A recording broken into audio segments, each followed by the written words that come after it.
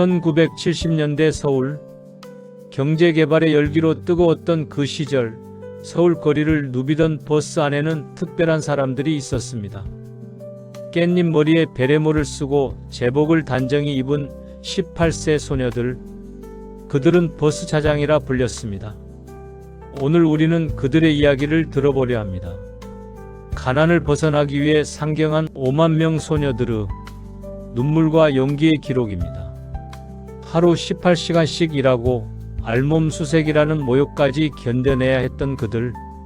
하지만 결코 존엄을 잃지 않았던 생활전사들의 이야기, 지금 시작합니다. 1961년 어느 봄날 서울 거리에 새로운 풍경이 등장했습니다. 한국 최초의 여성 버스 안내양이었죠. 그 이전까지는 조수라는 이름으로 남성들이 차장 역할을 했습니다. 하지만 손님들과 자주 다투고 인건비도 비싸다는 이유로 회사들은 어린 소녀들로 그들을 교체했습니다. 통계청 자료에 따르면 버스 안내양의 평균 연령은 고작 18세였습니다. 어떤 소녀들은 16세, 17세에 이미 버스 차장이 되어 있었습니다.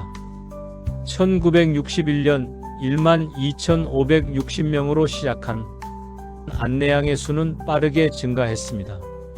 1971년에는 33,500명, 1970년대 중반에는 무려 5만 명까지 늘어났습니다.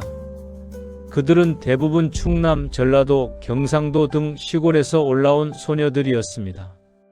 가난한 집안 형편 때문에 학교 대신 일터를 선택해야 했던 아이들이었죠. 먹고 살기 위해, 동생들의 학비를 위해, 부모님의 빚을 갚기 위해 서울로 향한 그들의 선택, 결코 쉽지 않은 결단이었습니다. 보따리 하나 들고 서울역에 내린 소녀들, 그들의 눈빛에는 두려움과 동시에 희망이 담겨 있었습니다. 서울에 가면 돈을 벌 수 있다는 막연한 기대를 품고 온 그들이었습니다.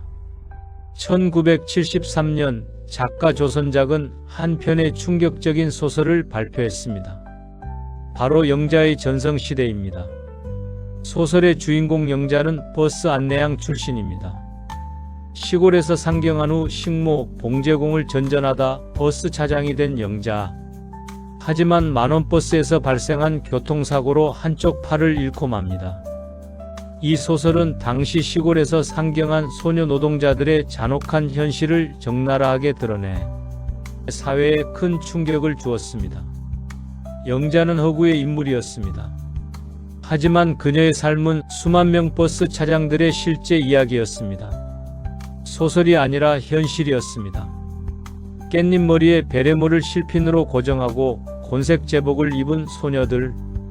그들은 서울이라는 낯선 도시에서 살아남기 위해 싸워야 했습니다. 버스 차장의 하루는 새벽 5시에 시작되었습니다. 단체 숙소에서 겨우 4시간, 어떤 날은 5시간 눈을 붙인 후 서둘러 일어나 제복을 입고 출근합니다. 세수할 시간도 부족했습니다. 아침밥은 대부분 거르거나 버스 안에서 빵 한 조각으로 때웠습니다. 하루 평균 18시간, 바쁜 날에는 20시간 가까이 일했습니다. 새벽 첫 차부터 밤막차까지 그들의 하루는 끝없는 노동의 연속이었습니다. 오라이, 버스 옆구리를 탕탕 치며 씩씩하게 외치던 그들. 하지만 그 씩씩함 뒤에는 18세 소녀가 감당하기엔 너무나 버거운 현실이 있었습니다. 만원 버스의 승객들을 밀어 넣는 일. 작은 체구의 소녀들이 어른 남성들을 버스 안으로 밀어 넣어야 했습니다. 여름에는 땀으로 범벅이 되고 겨울에는 추위에 손이 얼어붙었습니다. 차문에 매달리는 고개 같은 행동도 일상이었습니다. 만원 버스 문 옆에 매달려 다음 정류장을 안내하고 손님이 내릴 때는 위험을 무릅쓰고 차 밖으로 몸을 내밀어야 했죠. 버스 가득 꽉 찬 승객 때문에 문이 열린 채 출발하는 개문발차가 일상화되어 문에서 떨어져 사망하는 사고도 많았습니다. 하지만 버스 차장들을 가장 괴롭힌 것은 육체적 고통이 아니었습니다. 교복을 입은 또래 여학생들을 볼 때마다 느끼는 처절한 열등감.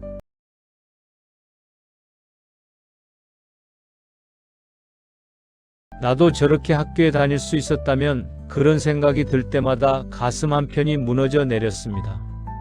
그런 소녀 차장들을 따뜻하게 대하는 손님도 있었습니다. 그러나 술에 취한 남자 승객들의 성희롱도 견뎌내야 했습니다.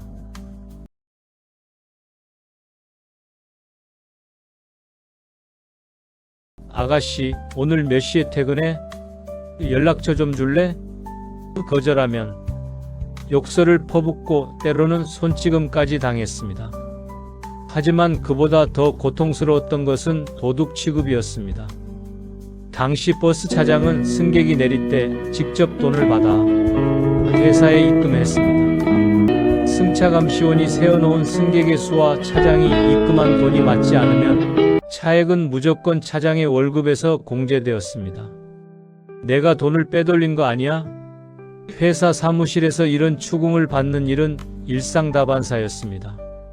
실제로 돈을 횡령한 경우는 거의 없었습니다. 혼잡한 버스 안에서 계산이 틀리거나 감시원의 실수인 경우가 대부분이었죠. 그런데도 회사는 차장들을 믿지 않았습니다. 심지어 돈을 숨겼다는 의심을 받아 알몸수색을 당하기도 했습니다. 옷을 하나하나 벗어가며 몸 구석구석을 수색당하는 굴욕. 18세, 19세 소녀들에게 이것은 죽음보다 더한 수치였습니다. 실제로 당시 신문에는 수치심을 견디지 못해 스스로 목숨을 끊은 버스 차장들의 기사가 심심찮게 등장했습니다. 버스 안내양 투신, 알몸수색 견디지 못해 음독, 19세 버스 차장 한강 투신, 이런 제목의 기사들이 신문 사회면을 장식했습니다. 1970년 당시 버스 차장의 월급여는 1320원, 그 중에서 식대 등 잡부금을 공제하면 손에 쥐는 돈은 6천여 원. 당시 물가로 환산하면 6개월간 급여를 한 푼도 쓰지 않고 꼬박 모아야 겨우 쌀 한 가마를 살 수 있는 돈이었습니다. 그로 인해 일부 차장들이 차비 일부를 몰래 챙기는 소위 삥땅이라는 사례가 발생하기도 했습니다. 그런 사례를 버스회사들은 차장들의 몸수색을 하는 이유라며 정당화했고 이는 사회적 문제가 되기도 했습니다. 독실한 기독교 신자인 어느 버스 안내양의 편지 한 통으로 인해 기독교계와 한국노사문제연구소에서 삥땅에 대한 심포지엄을 개최했습니다. 저는 19살 여차장입니다. 매일 18시간 이상의 노동에 허덕이지만 일하는 날 얻어지는 300원씩의 부수입에 의존하며 굳세게 살고 있습니다. 저는 매일 죄의식에 사로잡혀 있지만 그것이 없으면 살아갈 수도 없습니다. 저는 영원히 교회와 등져야 합니까? 저는 정말 죄인입니까? 그날 심포지엄에서 천주교 원주교구장 지학순주교는 누구나 정당한 보상을 받을 권리가 있으니 이런 상황에서 삥땅은 죄악이 아니다 라고 선언했습니다. 그러나 버스회사들의 가혹행위는 멈추지 않았습니다. 이렇듯 18세 소녀들에게 주어진 삶은 처절하고 가혹했지만 그들은 포기하지 않았습니다. 살아남기 위해, 가족을 위해 매일 아침 다시 일어섰습니다.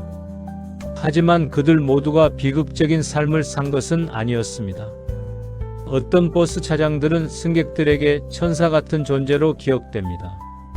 고단한 일상 속에서도 따뜻한 마음을 잃지 않았던 그들이었습니다. 중소기업 사장 정도영 씨, 그는 지금도 1971년 신촌을 운행하던 한 버스 차장을 찾고 있습니다. 정 씨는 당시 중학생이었습니다. 어느 날 버스에 탔는데 돈이 없었습니다. 쭈뼛거리며 서 있으니 차장이 그를 물끄러미 바라보더니 그냥 내려주었습니다. 그 후로 몇 번이나 공짜로 태워줬습니다. 정 씨가 미안해하자 어느 날 그 차장이 말했습니다. 내 동생이랑 똑같이 생겼어요.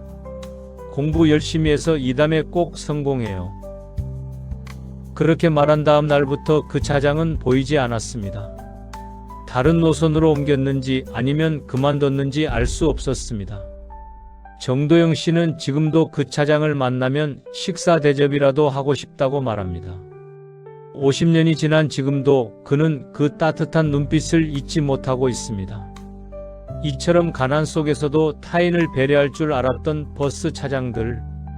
그들의 따뜻함은 많은 사람들의 기억 속에 아직도 살아 있습니다.